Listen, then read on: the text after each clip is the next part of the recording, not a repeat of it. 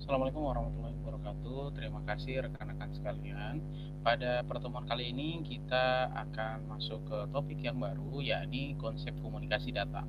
Jadi kalau beberapa pertemuan sebelumnya kita banyak berbicara soal circuit switch, kemudian sentral, kemudian telepon. Hari ini kita akan coba membahas satu topik baru, yakni komunikasi data. Sebenarnya kalau kita bicara komunikasi data, ini adalah topik yang sehari-hari kita sebenarnya sudah berinteraksi. Ya, nah, kita akan bahas beberapa parameter-parameter yang kita bisa temukan di dalam komunikasi data. Nah, bagian yang pertama yaitu adalah data rate limits. Apa itu data rate limits? Jadi kita coba baca, disampaikan di slide-nya bahwa pertimbangan yang sangat penting dalam komunikasi data adalah seberapa cepat kita dapat mengirim dalam bit per second melalui suatu kanal komunikasi. Ada setidaknya 3 faktor yang menyebabkan kita terbatas, kita punya data limit. Yang pertama itu apa? Bandwidth, sinyal, tingkat sinyal yang digunakan, sama kualitas kanal atau noise. Terdapat 2 formula yang dikembangkan untuk menghitung data. Ada yang disebut dengan teorema Nyquist, itu kanal tanpa noise, dan teorema Shannon untuk kanal dengan noise. Nah, rekan-rekan sekalian, sebenarnya ya, kalau kita bicaranya data rate limits, ini adalah kemampuan, seberapa besar kemampuan suatu kanal komunikasi untuk memberikan atau menyalurkan data pada kanal yang tersedia. Nah, kita misalkan berlangganan IndiHome, berlangganan ISP, ya, Internet Service Provider. Biasanya kan kita berlangganan based on our bandwidth, ya. Kita set kita mau bandwidthnya berapa. Nanti price-nya atau harganya itu akan mengikuti dengan bandwidthnya juga, seperti itu. Nah, tapi kadang-kadang ya meskipun bandwidth yang tersedia itu besar, tapi misalkan di dalam kondisi tertentu, misalkan kita menggunakan radio atau RF misalnya seperti itu, dan noise-nya besar, maka kadang-kadang limit yang data rate limit yang bisa di offer atau yang ditawarkan oleh bandwidth itu tidak sepenuhnya kita bisa capai. Kenapa? Karena banyak noise. Nah, ada 2 teori di sini, Nyquist dan Shannon. Shannon kata kuncinya adalah ketika kita menghitung kanal di mana kanal itu ada noise yang berkontribusi terhadap kondisi kanal tersebut. Nah, yang pertama, yakni sistem capacity atau kapasitas sistem. Bitrate suatu sinyal akan meningkat seiring meningkatnya jumlah level sinyal yang kita gunakan untuk menunjukkan simbol. Simbol dapat terdiri dari 1 bit atau n bit. Jumlah level sinyalnya itu adalah 2 pangkat n. Nah, dengan meningkatnya jumlah level, spacing antara level meningkatkan probabilitas terjadinya error dalam transmisi. Biasanya kita sebutnya dengan sistem modulasi, ya. Nah, jadi setiap bit, setiap simbol itu diwakili oleh berapa bit, begitu. Nah, semakin banyak jumlah bitnya, maka probabilitas yang errornya itu juga akan mudah terjadi. Meskipun demikian, ada berbagai mekanisme yang diterapkan sehingga hal itu bisa diminimalisir, ya. Kemudian teorema Nyquist. Apa itu teorema Nyquist? Jadi Nyquist itu dia mengatakan seperti ini: memberikan nilai bitrate maksimum suatu sistem, menghitung bitrate langsung dari jumlah bit di dalam simbol dan bandwidth sistem. Teorema Nyquist mengatakan bahwa untuk noiseless channel atau tanpa noise suatu kanal itu, maka kapasitasnya dia akan bisa dihitung dengan rumus C sama dengan 2B log 2 pangkat N, di mana C-nya itu adalah kapasitas, dia ada dalam satuan bitrate atau BPS, kemudian B-nya itu adalah bandwidth. Jadi berapa lebar bandwidth-nya, kemudian jumlah N-nya ini tergantung kita menggunakan simbolnya apa. Kalau kita bicara simbolnya apa, itu kita bicara modulasinya apa, ya, seperti itu. Nah, di sini dikatakan ada beberapa contoh soal suatu noiseless channel, dia punya bandwidth 300 Hz. Kemudian dia mentransmisikan sinyal dengan level 2 dengan 2 level sinyal atau 2 bit. Nah, kira-kira berapa maksimumnya? Nah, menghitung bitrate-nya berarti 2 dikali 300, ya, kan rumusnya ini ya. 2 bandwidth-nya berapa? 300 dalam satuan Hertz dikali log 2. Nah, jawabannya adalah 6000 bps. Nanti kalian bisa buktikan dengan menggunakan kalkulator. Kemudian di sini dikatakan lagi noiseless channel yang sama mentransmisikan dengan 4 level sinyal. Jadi nilai yang tadinya 2 di sini itu diganti menjadi 4. Ternyata bitrate-nya menjadi meningkat. Meningkatnya nilainya sampai 2 kali lipat, yakni 12.000 bps atau 12 kbps ya, seperti itu. Ini kita menghitung kanal yang noiseless. Selanjutnya ada juga teori yang kedua adalah bahwa mengatakan bahwa ya sinyal itu tidak bisa sepenuhnya kita mendapatkan bitrate yang sedemikian rupa tingginya, karena mau tidak mau di dalam kanal pasti ada noise, pasti ada gangguan. Nah, bagaimana memodelkan ketika gangguan itu ada atau noise itu ada? Di sini dikatakan begitu, noise relatif terhadap sinyal diukur dengan SNR, atau biasa juga kita sebutnya dengan signal to noise ratio. Jadi perbandingan antara sinyal dengan noise. Kemudian noise menghasilkan error pada komunikasi digital. Dengan melibatkan bandwidth dan noise dalam perhitungan, kemudian Shannon mengatakan transmisi bebas error akan menjadi suatu kanal yang dicapai bitrate-nya tidak bisa melebihi kapasitas maksimum. Jadi pasti itu akan di bawah dari kapasitas maksimum. Kenapa? Ya lagi-lagi karena ada kontribusi signal to noise ratio. Bagaimana rumusnya? Ya Shannon mendefinisikan atau membuat rumusnya itu dengan model yang seperti ini. C sama dengan B log 2 1 plus SNR, di mana C adalah kapasitas, B adalah bandwidth, dan SNR adalah signal to noise ratio. Oke, itu yang pertama. Nah, bagaimana dengan contohnya? Apabila suatu kanal noisy memiliki SNR itu hampir nol, atau dia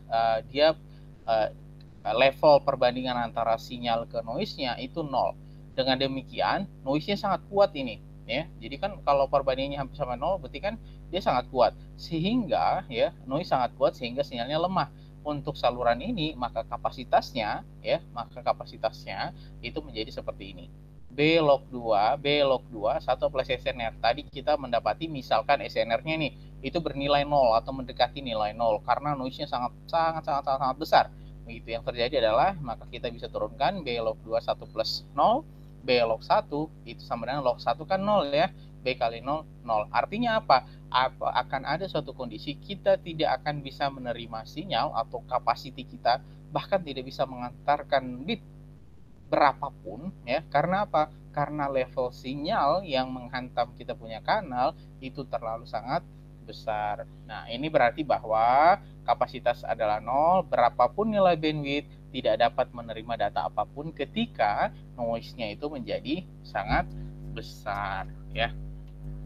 Nah, di sini ada contoh, kita dapat menghitung bitrate tertinggi dari suatu saluran telepon biasa. Saluran telepon biasa misalkan dia punya bandwidth-nya itu 3000 Hz atau 3 kHz. Nilai SNR ya, ini contoh apabila nilai SNR-nya diketahui 3162. Untuk saluran ini maka kita bisa menghitung nilai kapasitinya. Jadi B log 1 plus SNR, B bandwidth-nya berapa? 3000 Hz, log 1 plus 3162, maka 3000 log 2 3163. Ini kalau misalkan di kalkulator ya, log 2 3163, jawabannya adalah 1162, maka kapasiti yang akan bisa kita dapatkan adalah 34.860 bps ya, atau 34,8 kbps. Nah, di sini dikatakan bitrate tertinggi untuk saluran telepon adalah 34,86 kbps. Jika ingin mengirim data lebih cepat dari ini, maka pilihannya apa? Kita bisa meningkatkan dia punya bandwidth atau ya SNR-nya kita buat lebih besar lagi ya. Sehingga kontribusi SNR-nya nanti ada di sini nih. Ya, di log angka yang di sini itu kan tergantung dari nilai SNR-nya. Oke, itu yang pertama. Jadi dalam komunikasi data pasti dia punya kapasitas. Nah, kapasitasnya pasti punya ada batasan. Batasannya ditentukan oleh dua hal. Yang pertama setidaknya adalah bandwidth, yang kedua adalah noise. Oke, ya kalau kita bicaranya noiseless, kita juga akan bicara level sinyalnya. Dia menggunakan berapa bit dalam satu simbol. Oke, itu yang pertama. Nah, yang kedua performance ya. Kalau kita bicaranya performance ya, maka kita akan bicara soal quality of service atau QoS. Oke, isu penting dalam jaringan adalah performa jaringan. betul ya, seberapa bagus jaringan yang akan kita gunakan, itu dia diukur menggunakan parameter QoS atau Quality of Service. Setidaknya ada 4 parameter yang kita bisa hitung. Yang pertama adalah bandwidth, throughput, latensi, sama paket loss. Nah, saya sih berharap ya semuanya bisa selesai dengan istilah-istilah yang seperti ini.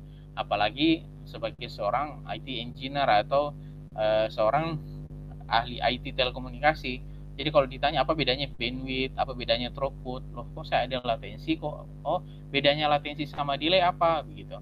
Nah, ini kan beberapa ini sebenarnya kita sudah pernah bahas ya di pertemuan-pertemuan sebelumnya. Jadi ini mungkin hanya sebatas review saja. Oke, salah satu karakteristik yang mempengaruhi performance jaringan adalah bandwidth. Biasanya ada dua konteks nih orang menggunakan bandwidth. Dia biasa kita gunakan itu misalkan ketika kita mengacu pada rentang frekuensi.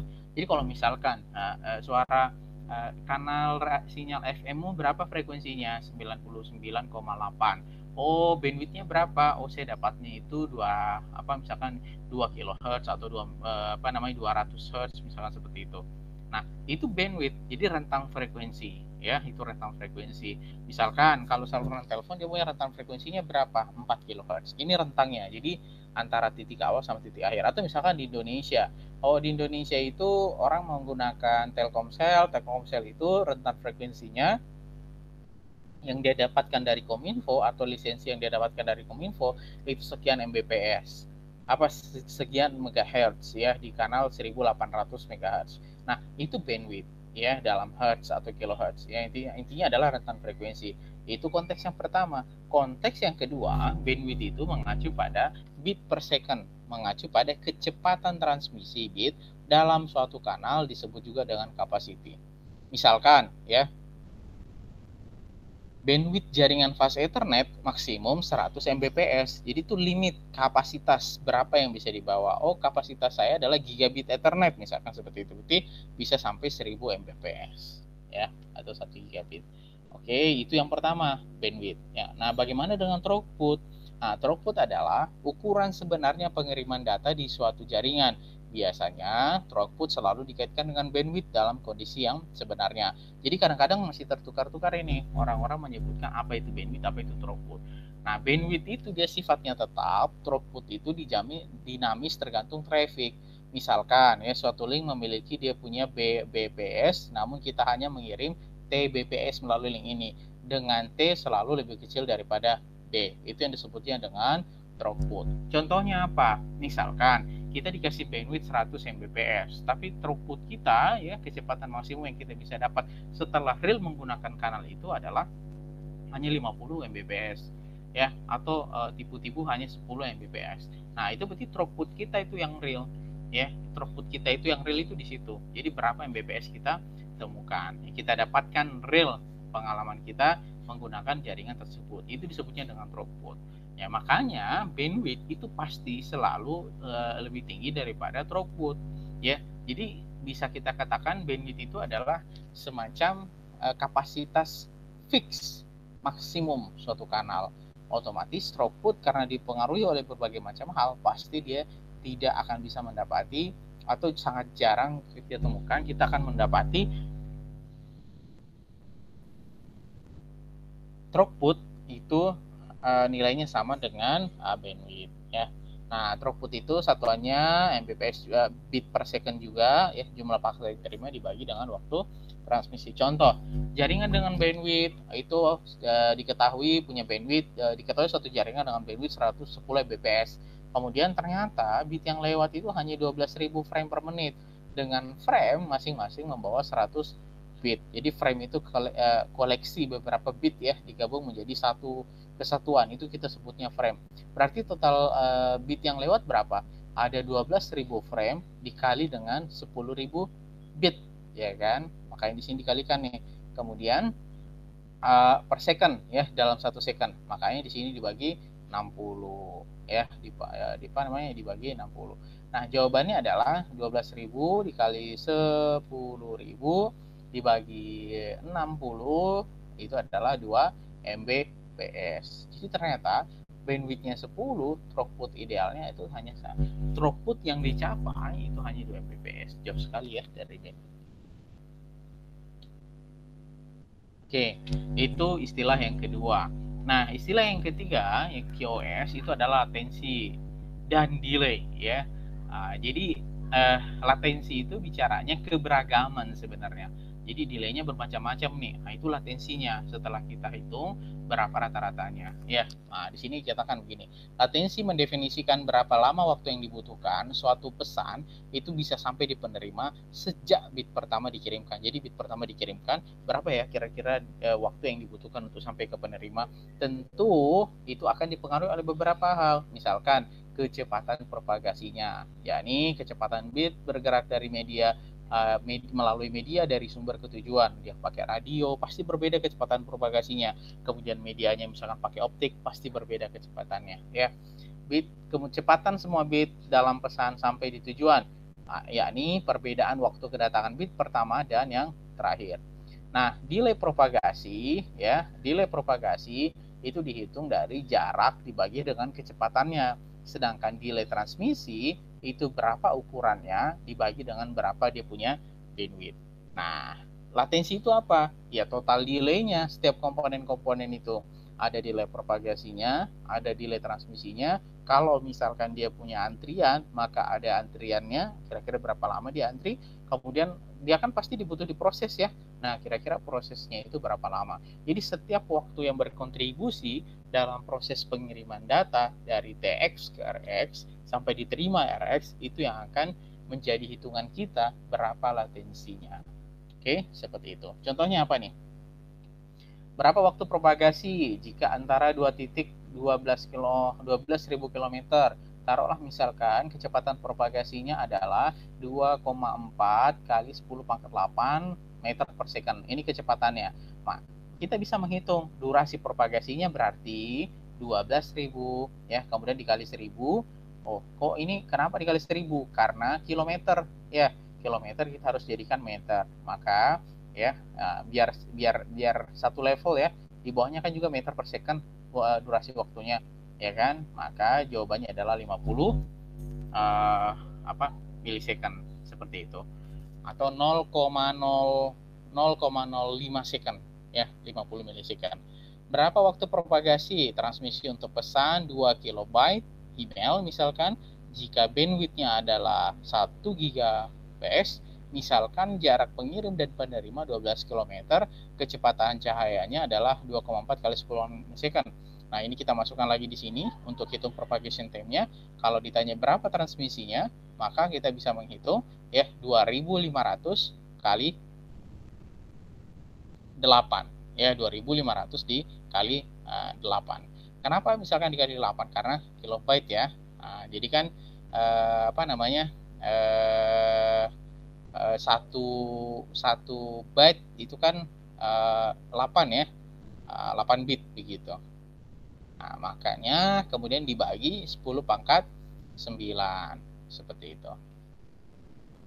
Kenapa 10 pangkat 9? Di sini nih bandwidth-nya 1 Gbps, ya kan? 1 Gbps. Ya, 1 gigabit per second. Nah, totalnya transmission time-nya adalah 0,020 second. Itu adalah latensi atau delay dan delay. Nah, contoh ini tadi contohnya. Nah, parameter selanjutnya ya ini paket loss. Jadi apa itu paket loss? Parameter yang menunjukkan total paket yang hilang. Paket loss pada jaringan bisa terjadi ketika traffic pada router sangat padat. Kalau konteksnya router ya, serta ketika jumlah hop yang dilalui terlalu banyak. Selain itu, paket loss dapat juga disebabkan adanya congestion atau antrian dalam jaringan atau misalkan error entah karena noise dan seterusnya. Jadi gangguan-gangguan itu kan nanti menyebabkan paket yang dikirim itu bisa jadi rusak. Nah, rusaknya paket itulah yang disebut dengan paket loss ya. Bagaimana cara menghitungnya? Nah, cara menghitungnya mudah nih. Berapa paket yang dikirim dikurangi berapa paket yang diterima. Kita kirim 100 paket, ternyata yang diterima cuma 80. Berarti jumlah paket loss-nya berapa persen? Berarti paket yang dikirim 100 dikurang 80 dibagi dengan 100 ya, atau di sini rumusnya paket yang dikirim dikurangi dengan paket yang diterima kemudian dibagi dengan paket yang dikirim dikali 100%. Itulah paket loss. Nah, ini juga kita pernah menghitung soal availability. Nah, availability adalah hal penting karena dia menentukan kinerja sebuah sistem dapat mengatasi gangguan.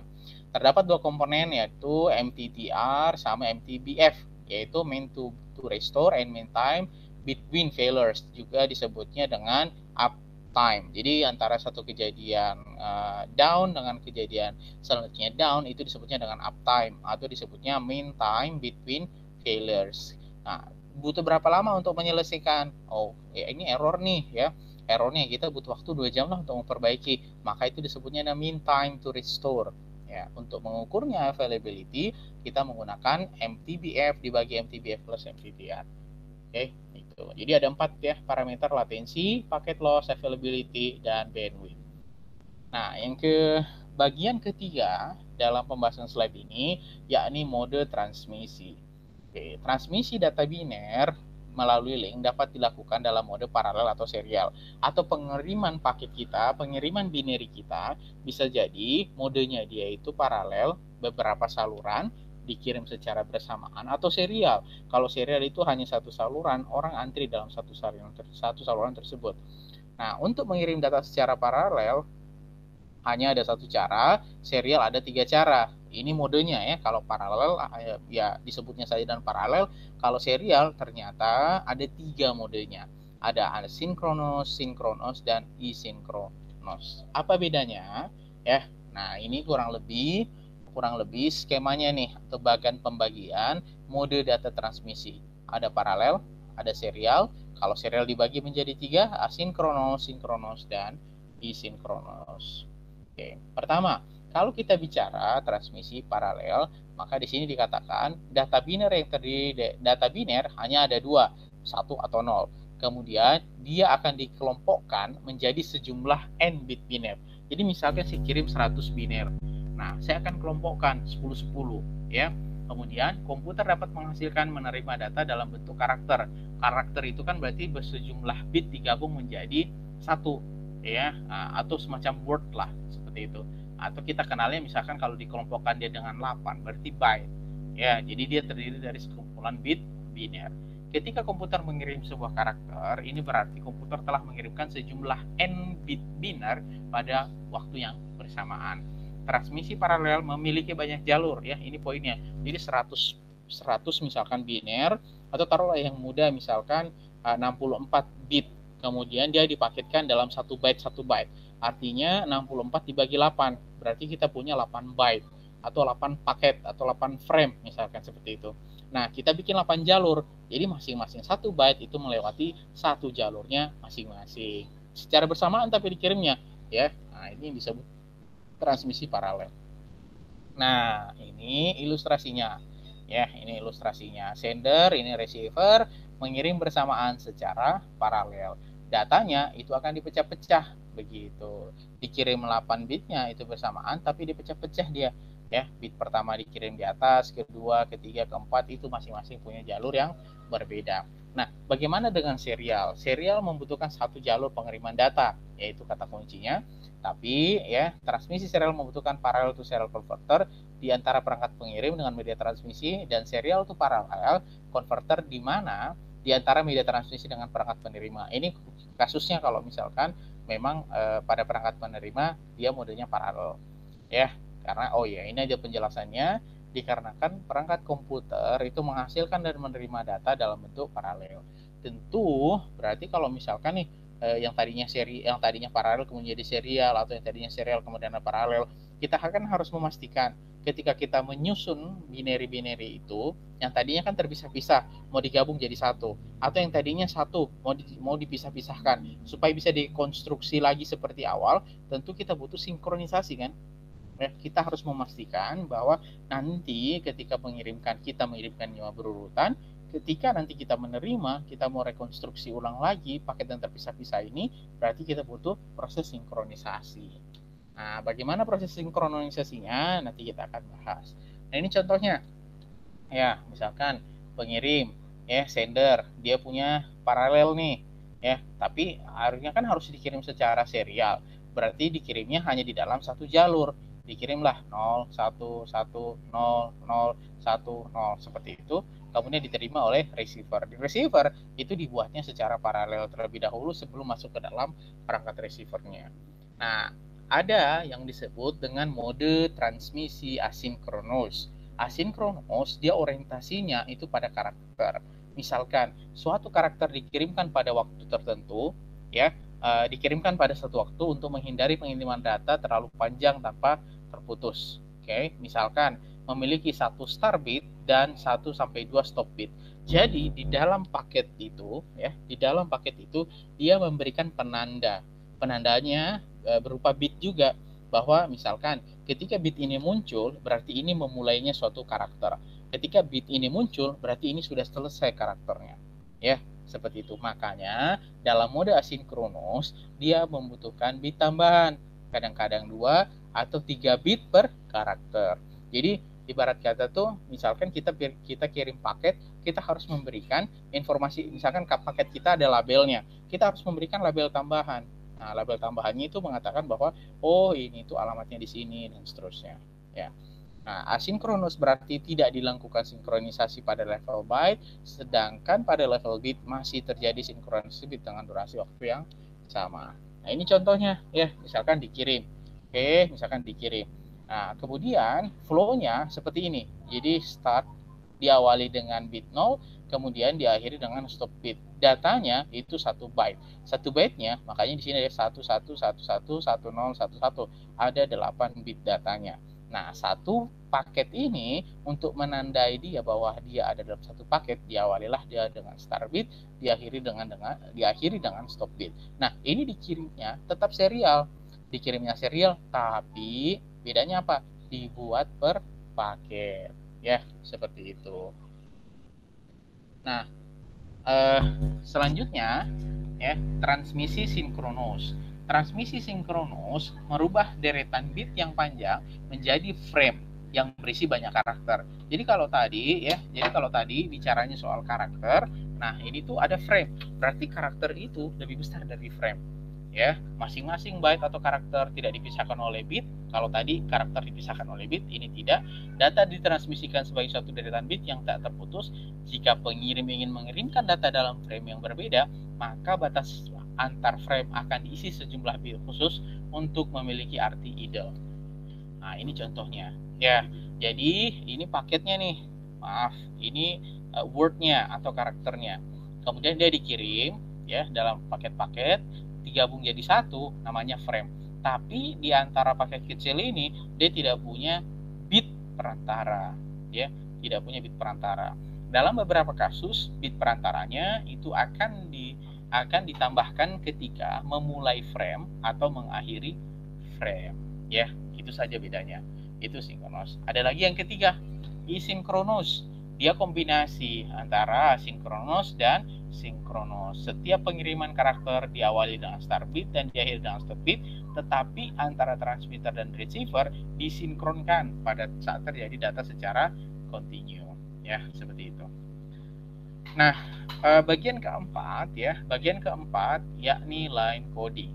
Oke, apa itu line coding? Di sini kita baca, line coding diasumsikan data itu berupa teks lah, misalkan gambar, suara, video, itu disimpan di dalam memori komputer sebagai deretan bit. Oke, line coding akan melakukan konversi deretan bit menjadi sinyal digital untuk ditransmisikan. Pada sisi transmisi dilakukan proses sebaliknya, yaitu konversi dari sinyal digital menjadi data digital. Jadi dibedakan ya. Kalau kita bicaranya data digital, gambar kita nih dirubah menjadi gambar kita atau suara kita atau video kita dirubah dia menjadi bit-bit tuh. Ya, itu masih data digital. Tapi nanti dia ketika mau dikirimkan di dalam media komunikasi data, tentu data digital itu harus dirubah menjadi sinyal digital. Ya. Apa tujuannya line coding? Membuat bentuk sinyal spektrum digital sesuai untuk media transmisi tertentu. Ini yang saya katakan, kalau dia masuk ke optik, nanti bentuk line codingnya berbeda. Nanti dia masuk ke radio, nanti line codingnya berbeda. Nanti misalkan dia lewat UTP, line codingnya juga berbeda. Artinya format-format data sinyal digitalnya itu berbeda-beda, ya.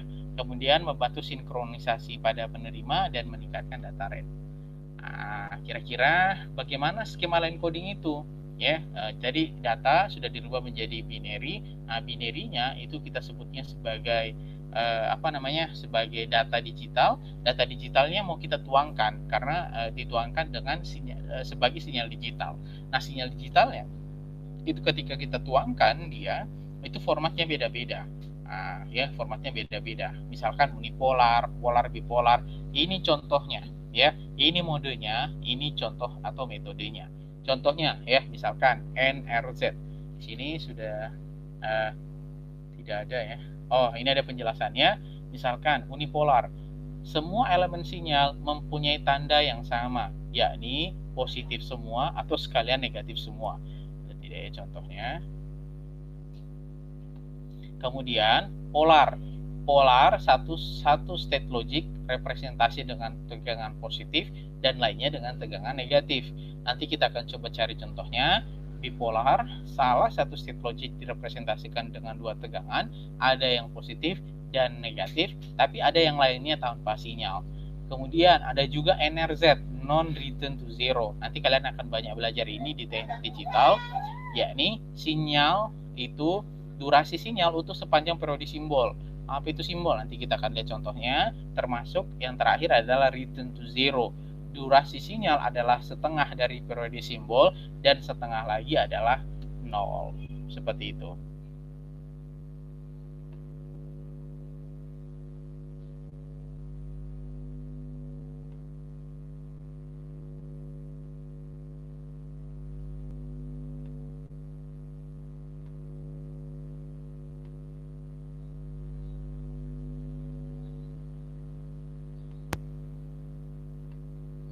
Kita coba cari NRZ bipolar. Nah, ini adalah contoh bagaimana ya line coding itu dilakukan. Nah, oke. Misalkan ini, ya. Misalkan ini. Jadi kalau kalian perhatiin ini, misalkan saya zoom.